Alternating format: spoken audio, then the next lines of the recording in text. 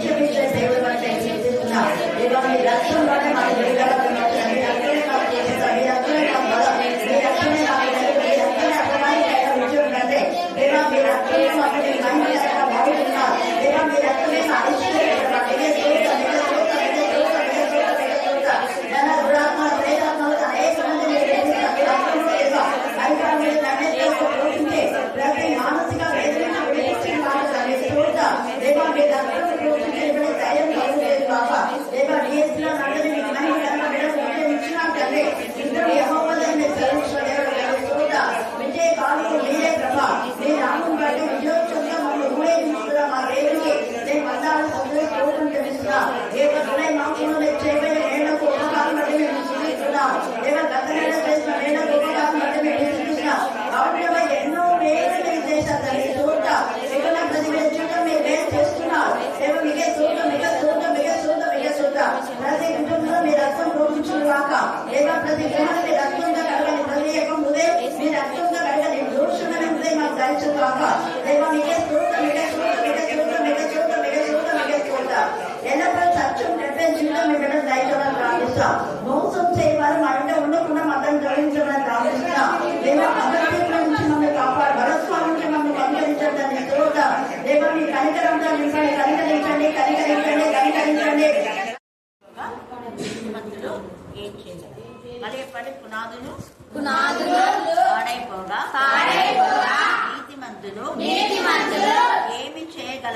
ఏమి చేయగలరు అంటే వాళ్ళగా వాళ్ళ జీవితాన్ని పాడు చేసుకుంటే దాన్ని ఎవరు బాగు చేయలేరు అని అక్కడ అర్థం. పునాదులు పాడైపోవాలంటే పాడైపోయే వాళ్ళకి ఎవరు ఉండరు. మన ఇళ్ళలో గోడలు పడుతున్నాయంటే వెంటనే గోడలు ఏం చేస్తాం, సరి చేసుకుంటాం. మన ఇళ్ళలో తలుపులు సరిగా లేవంటే తలుపులు ఏం చేస్తాం, పెట్టుకుంటాం. తలుపు అనేది చాలా చాలా ప్రాధాన్యత. ఇంటికి తలుపులు లేకపోతే ఏమైపోతుంది చెప్పండి? ఇంటికి తలుపులు లేకపోతే ఏమైతుంది? దొంగలు, ఇంకా ఏమా కుక్కలు, జంతువులు, పాములు అన్నీ వస్తాయి. నక్కలు కూడా వస్తాయి, అన్నీ వస్తాయి. తలుపు ఓపెన్ చేసినాము అంటే ఆ తలుపులో చిన్న రంధ్రాలు ఉంటాయి కూడా. అందుకని నేను ప్రతిదీ కూడా జాగ్రత్త, ఎందుకంటే నీ వాక్యంలో వింటాను కాబట్టి నేను సరి చేసుకుంటాను. గుమ్మములు పాడైపోగా అది కూడా ఉంది, నీతిమంతులు ఏం చేయలేదు. ఆ ఇంటికి ముఖ్యమైనది తలుపులు. అట్లనే మన శరీరానికి కూడా తలుపులు ఉన్నాయి. ఏం తలుపు చెప్పండి? కళ్ళు తలుపులే, చెవులు తలుపులే, నోరు తలుపులే, 2 పెదవులు అవునా కదా. తర్వాత చేతులు, తర్వాత కాళ్ళు, హృదయం. ఈ తలుపులను మనం ఏం చేయాలి అంటే సరి చేసుకోవాలి. వేడికి ముయ్యాలి, వేడికి తెరవాలి. ఎప్పుడు ముయ్యాలి, ఎప్పుడు తెరవాలి అనేది మనం చూసుకోవాలి. కార్పెంటర్ వచ్చి మేడం దీనికి అంతా చెక్క కొట్టేసి మూసేసాయి మేడం అన్నారు. మూసేయడానికి కాదు, అది ఓపెన్ పెట్టుకుంది అలా. మూసేయడానికి కాదు, మనం నోరు మూసుకొని ఎంతసేపు నోరు మూసుకొని ఊపిరి ఆడుతుందా అన్న. దానికి జవాబు లేదు. వెంటిలేషన్ అన్నది ఓపెన్గా ఉండడం కోసమే కానీ మోయడం కోసం కాదు. కింద ఏమైనా రాకుండా మనం చేసుకోవాలి అంతేగాని తలుపులు దేనికి వేయాలో అవి వేయాల్సిందే. వెంటిలేషన్ అంటే కిటికీలు పెట్టారు కావాలని. కానీ ఆ వెంటిలేషన్ సరిగా లేకపోతే దాంట్లో ఏమొస్తాయంట, ఆ కిటికీలలో కూడా మనుషులను చంపేటటువంటి కీటకాలు వస్తాయని కూడా వాక్యంలో ఉంది. కిటికీలలో కూడా వాళ్ళు చూస్తారంట. జకర్యాలో రాయబడింది, మీరు తర్వాత చదువుకోండి, ఇప్పుడు మనకు సమయం లేదు. అందుకని ఇక్కడ పునాదులు అనే మాట ఆత్మీయంగా ఎదిగిన మన జీవితము ఆ పునాదులు పటిష్టంగా ఉండేలా చేయడానికే ఏం చేస్తారంటే గోడలన్నీ పడిపోయినా చాలా చోట పునాదులు ఉంటాయి. 99% పునాదులు ఉంటాయి. పునాదులే పాడైపోగానే ఎవరో ఒకరు దాని పునాదులు తీస్తున్నాయి, పాడైతాయి. తీసేయండి, పాడు కావవి. అలాగా ఆధ్యాత్మిక జీవితంలో మనం దేవునికి ఇష్టంగా లేకపోతే అపవాది నీ పునాది జీవితాన్ని, విశ్వాస పునాది అంటే మనము ఏసై నమ్ముకోవడానికి పునాది ఏంది? ఏసై నమ్మాలంటే పునాది ఏంది? విశ్వాసం. వాక్యం, వాక్యమే బేస్. వాక్యం పైననే మన బ్రతుకులు కట్టబడతాయి. వాక్యం అనే పునాది. వాక్యం అనే పునాది మనం వేసుకొని మళ్ళీ వాక్యానికి వ్యతిరేకంగా చేస్తే పునాది పాడైపోయినట్టే. వాక్యం అనేది సత్యం. సత్య మార్గంలో, జీవ మార్గంలో, నీతి మార్గంలో, దేవుడికి ఇష్టమైన మార్గంలో, పరిశుద్ధ మార్గంలో మనం మొదలుపెట్టి ఆ మార్గం వేడని తప్పిపోయినామంటే ఇస్కరియోతు యూదాకి మంచి పునాది యేసై వేసినాడు. కానీ అతనికి అదనుగా పునాది పాటు చేసేసుకుని ఎవరి దగ్గరికి పోయినాడు? అక్రమకారుడు. సహవాసం పోయింది. యేసై సహవాసం నుంచి వేరైపోయితే ఏం చేయలేడు యేసయ్య. ఎన్నిసార్లు చెప్పిన తర్వాత చెప్పాడు, వినకపోతే వదిలేస్తున్నాడు. అబ్రహాము యొక్క సహవాసం వదిలిపెడితే లోతు బ్రతుకు ఏమైపోయింది? మంచి పునాది వేసుకున్నాడు అబ్రహాం దగ్గర. తనకేం లేదు, అబ్రహాంతో సహవాసం చేయడంగా సమృద్ధిగా ఇచ్చినాడు దేవుడు. విశ్వాసఘాతం. అవును కదా, నాకు సమృద్ధిగా వచ్చింది, ఒకప్పుడు నేను బ్రతుకు ఎలాంటిది, నీచమైన బ్రతుకులో, భయంకరమైన బ్రతుకులో ఉన్న నాకు దేవుడు ఇంత సమృద్ధి ఇచ్చాడు కేవలం అబ్రహాంను బట్టి అని దేవుని స్తుతించాలి. స్తుతించడం లేదు. దేవుని స్తుతించకుండా అబ్రహాం కంటే నేను ఎక్కువ ఉంటానులే అనుకున్నాడు. అనుకొని ఆ చిన్న గొడవకు ఏమైపోయినారు? వేరైపోయిన గొడవ భార్యను పోగొట్టుకున్నాడు. కుమారుల అక్కడ కుమార్తెల యొక్క అల్లుళ్ళు వీళ్ళందరూ కూడా నాశనం. హల్లెలూయా. ఈ యొక్క రాత్రి కాల సమయం నా మీద అనుభవపూర్తిగా చెప్తున్నాడు ఈ మాట. చెప్పడానికి కారణం ఏంటంటే కింగ్ సౌలు బేస్ చేసుకుని చెప్తున్నాడు ఈ మాట. కింగ్ సౌలు ఆత్మీయంగా మొదలుపెట్టాడు, జీవితం ఆరంభించాడు. అక్కడ సమూయేలు అతని అభిషేకం చేసేటప్పుడు ఉన్న మాట అభిషేకం పొందిన తర్వాత లేదు. అభిషేకం చేసేటప్పుడు ఏమంటాడు? మీరు మొదటి సమయాలు 9 చదివితే మా గోత్రం అంతా పనికిమాల గోత్రం, మేము అట్టటోళ్ళం, మేము ఇట్టటోళ్ళం అని ఎంత ఇదిగా మాట్లాడినాడు. మేమంతా విసర్జింపబడినాం, నన్ను మీరు అభిషేకం చేస్తారా అన్నాడు.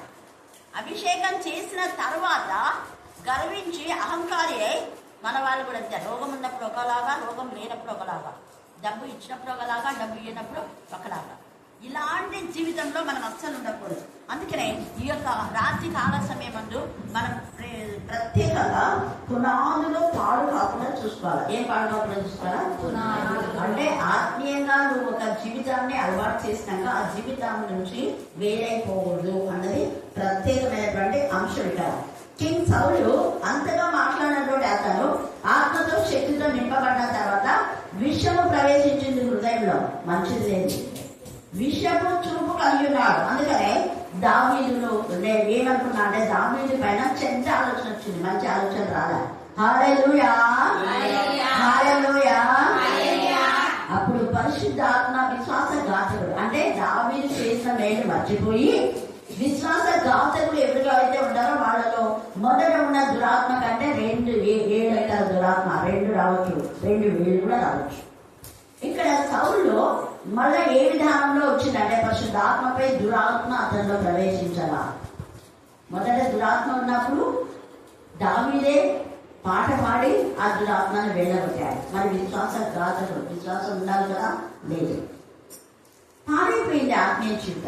శాంసన్ కూడా ఆత్మీయంగా పెంచారు వాళ్ళ తల్లిదండ్రులు, కానీ పాడైపోయింది. మరలా కట్టుకున్నాడు ఎలాగో, కానీ కింగ్ సౌల్ కట్టుకోలేదు. ఇస్కరియోతీయుడు మళ్ళా కట్టుకోలేదు. వాళ్ళ బ్రతుకులు అంతే. అందుకనే ఏం చేయాలి అందరు చెప్పినా కూడా చేయకపోతే ఏం చేయలేకపోయినా.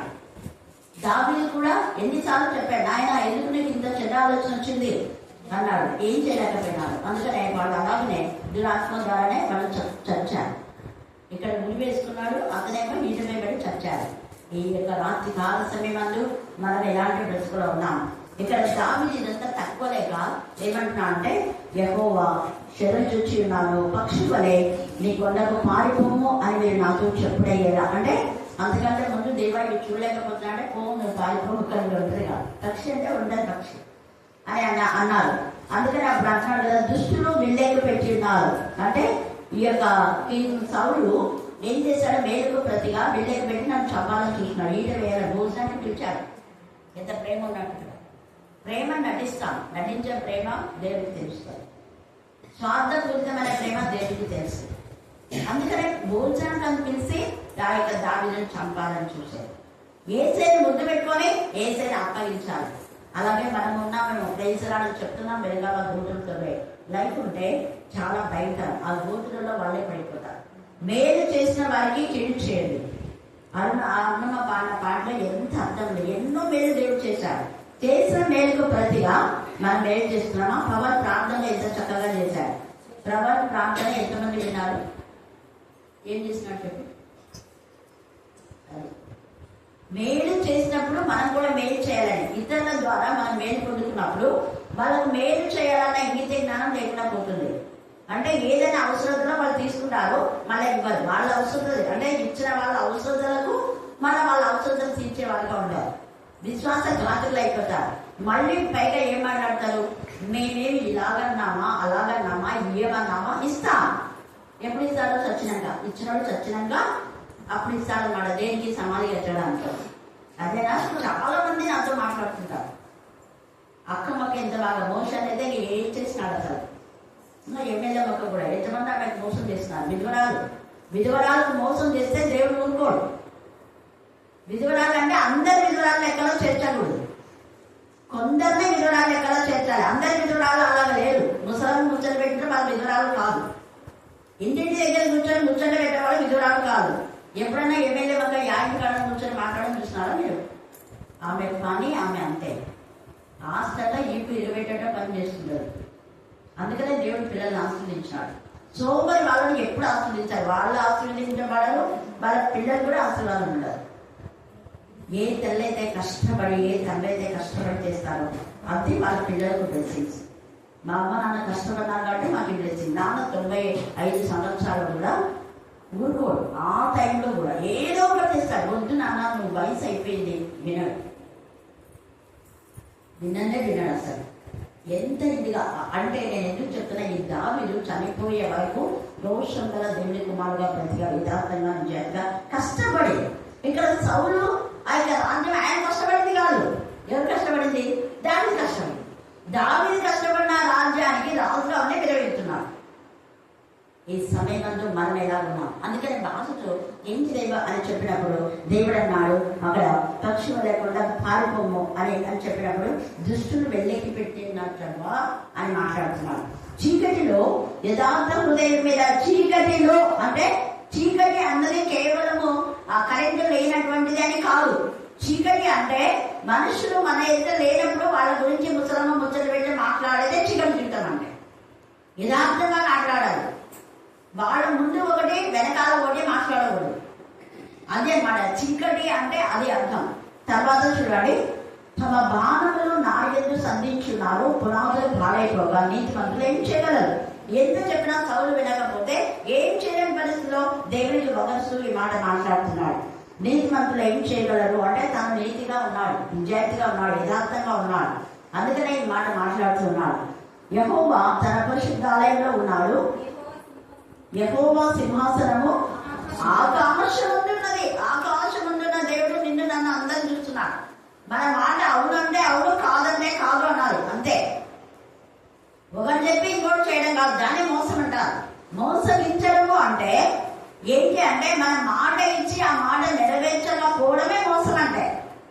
మాట కట్టుబడ్డ యథార్థవంతుల యొక్క లక్షణం. ఇక్కడ అంటాడు ప్రేమతో, దావీదా బాగున్నావా అంటాడు, మళ్ళా వెనకాలనేమో మోసం క్రియ. ఎంత ఇదిగా నిజంగా ఈ యొక్క దావీదు బాధతో నలిగిపోయాడు దావీదు. అందుకే ఈ మాట మాట్లాడుతుంది, నేను ఇంత మేలు చేస్తే వీళ్ళకి ఎంత విశ్వాసఘాతులు అయిపోతున్నారు అని ఏం చేయలేని పరిస్థితిలో బాధపడుతున్నాడు. యెహోవా తన పరిశుద్ధాలయంలో ఉన్నాడు. యెహోవా సింహాసనం ఆకాశం అందున్నది. ఆయన నరులను కన్నులారా చూస్తున్నాడు. నువ్వు మాట్లాడే ప్రతి మాట, నువ్వు చేసేది ప్రతిదీ దేవుడు కన్నులారా చూస్తున్నాడంట. ఎంత తేడాగా మాట్లాడుతున్నాడు. కన్నులారా చూస్తున్న దేవుడు నీకు కావలసిన ప్రతిఫలం ఖచ్చితంగా దయచేస్తాడు. అందుకని ఇక్కడ కన్నులారా ఆయన చూస్తున్నాడు కాబట్టి నేను అందుకే ఎవరైనా ఏదైనా దేవుడికి అప్పగిస్తానని చెప్తాను. అబ్రహాం కూడా దేవుడికి అప్పగించాడు. లోతు అన్నాడు, నీ ఇష్టం, నువ్వు ఎక్కడికి వెళ్ళిపోతావు వెళ్ళిపో అన్నాడు. ఉండడం ఇష్టం లేనప్పుడే వెళ్ళిపో అన్నాడు అంతే. అలాగే మనం యోసేపు వాళ్ళ అన్నారంతా కొట్టారు, ఏమేమో చేశారు, దేవుడికి అప్పగించాడు. తర్వాత యోసేపు దగ్గర కాలం బ్రతుకు వచ్చింది వాళ్ళు. అలాగే మోషను పరవ ఎన్నిసార్లు తిట్టాడు, నీ మొక్క నాకు చూపించదు బా అన్నాడు. మళ్ళీ ఉండబెట్టుకుని వచ్చినాడు. అదేంటి ఎవరైతే లోపలికి వస్తున్నాడు, హాయ్ అతను బయటకు వెళ్ళకూడదండి అంటే అతను ఎవరో కాదు, మీరే కదా తీసుకున్నారు మోసా. అప్పుడు మోస అంటాడు, కుండలో నుంచే నా మొక్కలు చూడద్దు అన్నారు కదా పర్వరాజు గారు మీరు, అందరూ కుండ పెట్టుకొని వచ్చినారు. ఆయన చాలా తీసేయి, ఫోన్ ఇస్తాను నేను, ఇప్పుడు పోయి వాటన్నిటి దేవుడికి మరపెట్టుకొని ఈ రోగాలు బయటకు చేయబో. రోగాలు వచ్చినప్పుడేమో దేవుడా రోగాలు బాగైనాక మళ్ళీ మోషన్ ఇష్టానుసారంగా మాట్లాడాలి. అందుకే ఇది మోసే కూడా ఎంతగా బాధను అనుభవించాడు. మనసంతా కుంగిపోయింది మోసే. అప్పుడు అంటాడు మోసే, దేవా ఇంతకంటే నా ప్రాణం తీసేసుకో అంటాడు. వీళ్ళు విన్నారు, ఏం చేయాలో నేను చెప్పినా విన్నారు వీళ్ళు, దానికంటే నా ప్రాణమే తీసేసుకో, విసిగిస్తున్నారు వీళ్ళు. అలాగా ఏలియా ప్రవక్త కూడా అలాగే అన్నాడు. ఎందుకంటే మరణమే మేలు, మరణాపేక్ష గలవాడే పారిపోయినాడు. ఎక్కడ? బంధనిరీక్షకి. మోషనేమో పారిపోలేదు కానీ దేవుడికి మనం పెట్టుకున్నాడు. ఇంకెందుకు దేవా తీసేసుకున్నాను అన్నాడు. ఇక్కడ ఏలియా కూడా అలాగే అన్నాడు, మరణాపేక్ష గలవాడే. దేవుడు అన్నాడు, నువ్వు చావాలనుకున్నావు కానీ 7,000 మంది ఉన్నారు, నువ్వు ఒక్కడికి కాదు, నీకు సాయం చేయవాలి ఎవరు లేరని నువ్వు అనుకుంటున్నావా? వాళ్ళు చేయకపోతే నేను 7,000 మంది నీకు సహాయకాలుగా పంపిస్తాను. హల్లెలూయా, హల్లెలూయా, హల్లెలూయా, హల్లెలూయా, హల్లెలూయా. వంట చేశాను ప్రభా, నేను ఒక్కనేమైనా. ఇక్కడ దావుడు కూడా వంటగా బాధపడుతున్నాను. నువ్వు వంటనే పాడవు కావు, వంటనే అమ్మక. దేవుని పిల్లలకు ఒక్కరు హెల్ప్ చేయకపోతే 100 మందిని దేవుడు పెట్టాడు. 7,000 మంది ఉన్నారు నీకోసం. ఎలీషాని నీకోసమే ప్రిపేర్ చేశావు. మంచి శిష్యుడు, నువ్వు చనిపోయే వరకు ఉన్నాడు అతను కోడు. చాలా మంది వెన్నుపోటు వచ్చారు ఏలియాకు, కానీ ఎలీషా అలా చేయలేదు. పెద్ద ధనవంతుడు, ఎంత ఉన్నతమైనటువంటి వ్యక్తి. 12 అరకల ఎద్దులతో భూమిని దున్నేటువంటి ధనాన్ని, ఆస్తిని, తల్లిదండ్రులు అందరూ విడిచిపెట్టి ఏలియాని వెంబడించాడు. అందుకే ఏలియా కంటే 14 అద్భుతాలు, 7 అద్భుతాలు ఎక్కువ చేశాడు. కారణం ఒకటే, తగ్గించుకొని ఒక ప్రవక్తకు పని చేయడానికి సమర్పించుకున్నారు. అందరూ ధనవంతులు. హల్లెలూయా. ఈ రాత్రికాల సందు ఒంటరిలో దేవుడు మనతో ఉన్నాడు. కానీ మనం ఏం చేయలేనప్పుడు దేవుడికి అప్పగించాలి. అందుకే ఇక్కడ యెహోవా తన పరిశుద్ధాలయంలో ఉన్నాడు, సింహాసనాసీనుడు ఆయన, కళ్ళారా చూస్తున్నాడు, అవన్నీ చూస్తున్నావు అంటున్నాడు. తన కళ్ళు దృష్టి చేసి ఆయన అన్ని పరిశీలిస్తున్నాడు దేవుడు. హృదయం అంతరంగం అంతా దేవుడికి తెలుసు. మనం మనసులో ఏం మాట్లాడుకుంటామో దేవుడికి తెలుసు, ఇండ్లలో ఏం మాట్లాడుకుంటామో దేవుడికి తెలుసు. ఆయన పరిశీలిస్తూ ఉన్నాడు. తర్వాత అంటున్నాడు, దుష్టులను బలత్కార శక్తులను ఆయనకు అసహ్యులు. బలవంతాన ఏ పని చేయదు, ఇష్టంతో హృదయపూర్తిగా చేస్తేనే దేవునికి ఇష్టమైన పని.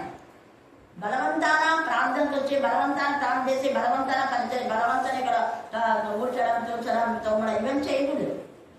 ఇష్టం పూర్తిగా చేయడమే దేవునికి ఇష్టం. అలాగా బలత్కారులు ఎవరైనా ఉంటే వాళ్ళు దుష్టులే బలత్కారం చేస్తారు, దుష్టులే మరి అలాగా ఉంటారు. ఆయనకు వారు అసహ్యుడు.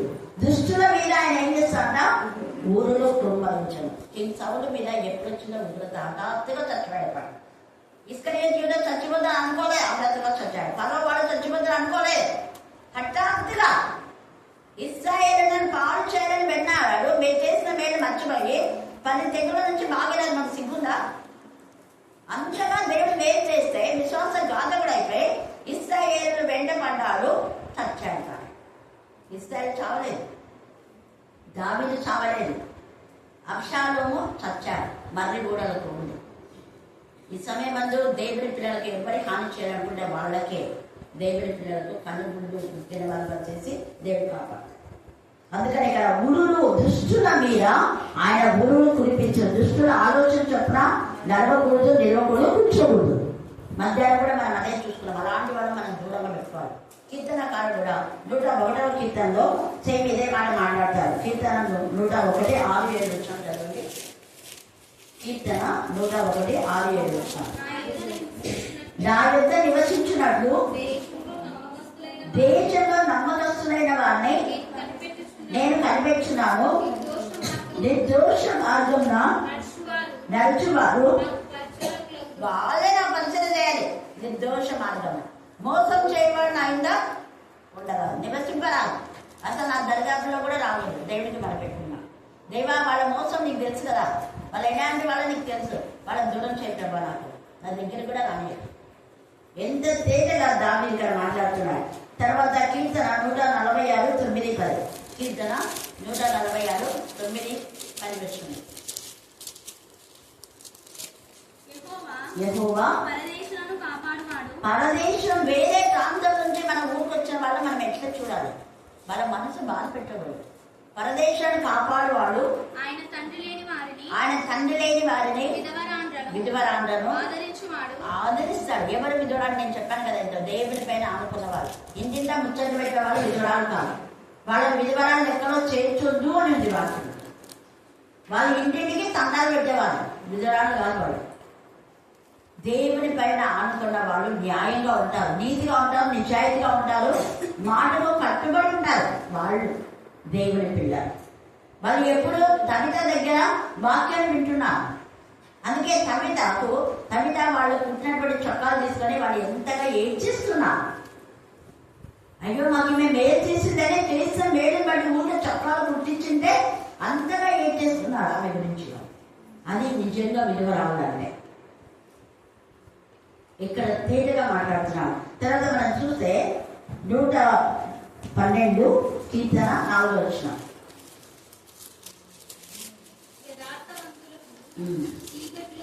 చీకటి ఒకవేళ మనుషులు మోసం చేసినా దేవుడు తన పిల్లలకు సహాయం చేస్తాడు. యథార్థవంతులకు చీకటిలో వెలుగు ఉంటుంది.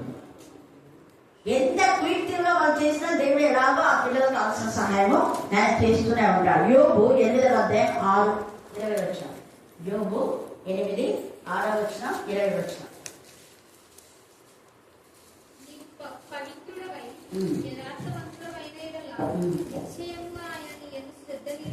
దేవుడు శ్రద్ధ నిలిపి మనకు సహాయం చేస్తాడు. 20 చదవండి. 8 యథార్థవంతుని ఎప్పుడు యథార్థవంతులే నా ఇంట్లో ఉండాలంటే దావీదు కూడా. దేవుడు కూడా తోసివేయడని యోబు కూడా చెప్తున్నా. దేవుడు యథార్థవంతులు ఎప్పుడు తోసివేయడు, వాళ్ళకై సహాయం చేస్తారు. అందుకే యోబు పక్షంగా దేవుడే సాక్షి. ఆయన యథార్థవంతుల నీతి కూడా. ఆయన గురించి నువ్వు ఆలోచిస్తున్నావు, సిగ్గులేదా నీకు అన్నాడు. తర్వాత మనం చూస్తే లేఖన భాగంలో కీర్తన 52:2-3 వచ్చిన 2-3. మోసం చేయవాడా వాడిగల మంగా కత్తి వలె నీ నాలుకను నాశనం చేయ. అంటే ఇతరులను తీసుకొని వాళ్ళను బాధ పెట్టే విషయం. అధిక నాశనకరమైనటువంటి మాటలే. మంగళ కత్తి వలె నీ నాలుకను. మోసం చేయవాడా, మోసం చేస్తావా? ఫలానా రోజు ఇస్తానని చెప్పి ఇవ్వకపోవడమే మోసం అంటే. అందుకని ఇక్కడ మోసం చేయవాడా, మోసం చేయవాడికి తగిన శిక్ష దేవుడిస్తారు. ఇక్కడైతే 34:14-16 చదవండి. కీర్తన 34:14-16. కీడు చేయటం అని మేలు చేయము, సమాధానం వెతికి దాన్ని ఏం చేయాలా? వెంటాడాలి. నువ్వేం చేస్తున్నావు? సమాధానం లేకుండా చేస్తున్నావు. తర్వాత అంటాడు కదా 21 వచ్చిన 34:21. చెడుతనం భక్తిహీనులను సంహరించును. నిజంగా దేవుడు అంటే భయం భక్తులనే వాళ్ళు యథార్థంగా, నీతిగా, నిజాయితీగా ఒకరిని ఆశించకుండా జీవిస్తారు. ఎంత చక్కగా దేవుడికి మహిమకరంగా ఉంటారు వాళ్ళు. కానీ ఈ యొక్క సమయమందు దావీదు మాట్లాడుతున్నాడు.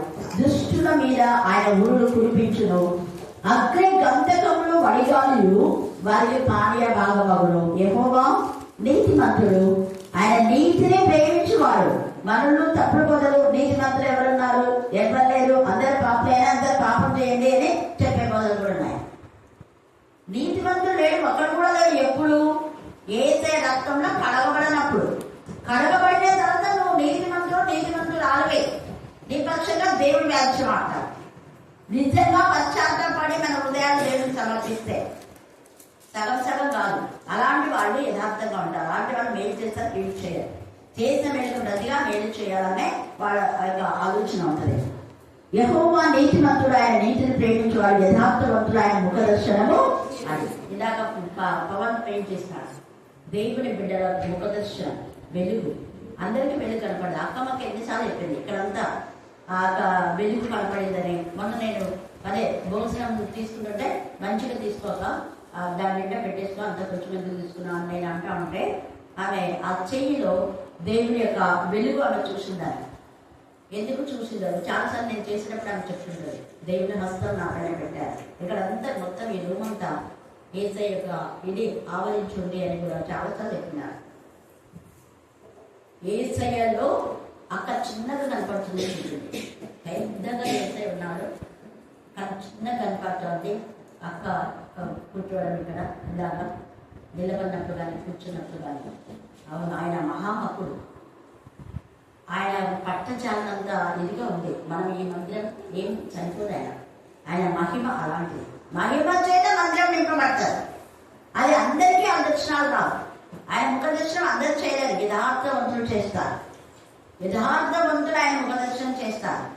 అలాగనే మన మత్తయి సువార్త మనం చూస్తే 27లో యేసయ్య కేక వేసినప్పుడు సమాధులు తెరవబడ్డాయి. తెరవబడినటువంటి సమాధుల్లోని పరిశుద్ధులకే కనపడాలి. అందరు కనపడాలి. అందరు కనపడితే దయాలని కాలిపోతే గబ్బలు పెట్టిస్తారు. పరిశుద్ధుల శరీరంలో మాత్రమే లేచినాయి, అందరి శరీరాలు లేయలేదు. ఆ పరిశుద్ధులు మళ్ళీ పరిశుద్ధులకు మాత్రమే కనపడాలి. చూసారా? తర్వాత పౌలు కూడా యేసయ్య ముఖ దర్శనం చూశాడు. అందరు చూడాలి. మిగతా వాళ్ళంతా ఈడ్చుకొని కన్నారు. ఆ వెలుగుకు వాళ్ళ చీకట్లు బయటకు అమ్మిపోయినాయి. మూసేసుకున్నారు కాళ్ళు. ఏంటో గురిమిందే నాన్న, ఏంటి మాట్లాడుతున్నారు ఎవరు అంటే, మీరు ఇక్కడ వెళ్ళిపోండి, వద్దు, ఈ హత్య ఇవన్నీ మానేసేయండి. నాతో దేవుడు మాట్లాడినాడు. కన్ను కనపడా, నన్ను పలాని ప్రవక్త దగ్గర తీసుకుపోండి అన్నాడు. పౌరులకు వచ్చిన దర్శనం, మిగతా వాళ్ళకి ఆ దర్శనం రాలేదు. ఈ సమయంలో మనకు అయితే అదే యథార్థవంతులకు అయితే పేతురుకు సేమ్ దర్శనం వచ్చింది. అదే దర్శనము కొర్నేలికి వచ్చింది. అపోస్తల కార్యం 10లో తేడా చూడాలి. ఇద్దరు యథార్థవంతులే, పేతురు యథార్థవంతులే, కొర్నేలి యథార్థవంతులే. ఆయన సమాజ మందిరంలో కట్టించినటువంటి వ్యక్తి, మందిరాన్నే కట్టించాడు. మనం మందిరానికి ఏం చేస్తున్నాం? కట్టికపోయినా పర్వాలేదు, కనీసం టయానికి వచ్చి దేవుడిస్తుంది. అంత దూరం నుంచి పాల్గొస్తారు టయానికి. అక్క మొక్కొస్తుంది. మనం ఏం చేస్తున్నాం? మాత్రం అక్క ఇంట్లో ఒక్కతే పొలానికి పోతుంది, ఇంట్లో వంటలు, అంట్లు, బట్టలు అన్నీ ఎన్ని బట్టేసుకొని వస్తుంటుంది. ఎందుకు అలాగా బయటకు వచ్చినట్టు చూస్తుంది. ఎక్కడ బ్లెస్సీ అని పిలవడానికి వస్తే వెళ్తూ ఉంటుంది. ఎన్ని బట్టలు అన్నీ అట్లాంటి వాళ్ళు అంటే దేవుడి ఇష్టం. ఇంకా ఆమె అరుణమ్మ కూడా ఒక్కరిని చేసుకొని కాకుండా చేయనప్పటి ఉండదు. అక్కడ పొలం పనులు చేసుకొని మళ్ళీ ఇంట్లో పనులు. మీరు చురుకైన వాడు. ఇలాంటి స్త్రీలు దేవుడికి కావాలి. హల్లెలూయా, హల్లెలూయా, హల్లెలూయా. అలాంటి వాళ్ళు యెహోవా యందు భయభక్తి గల స్త్రీ కొనియాడబడతారు. చేసిన పనులు బట్టి గౌరవం లేదా ఆమె పనులు కూడా దేవుడు కొనియాడతారు. అదే అలాంటి వాళ్ళ భక్తులు కూడా దేవుడు మంచి జీవితాన్ని కూడా ఇస్తారు చెప్పాలంటే వాళ్ళ పిల్లలకి. అందుకే ఈ సమయమందు మనం జ్ఞాపకం చేసుకోవాలా. యథార్థవంతులు ఆయన ముఖ దర్శనం చేసేది. మరి మన ఆయన ముఖ దర్శనం చేసే విధానంలో మన యథార్థతను కాపాడుకున్నాం. దేవుడు ఈ వాక్య భాగం దీవించి ఆశీర్వదించిన గాక. ఆమేన్, ఆమేన్, ఆమేన్. చివరి